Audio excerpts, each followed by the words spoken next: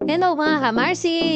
For today's video, ako nga po pala ay maglalagay ng sticker sa lumang rep. Paano ba magiging mukhang bago ang ating lumang rep? So, panoorin na ito mga kamarsi! Let's go!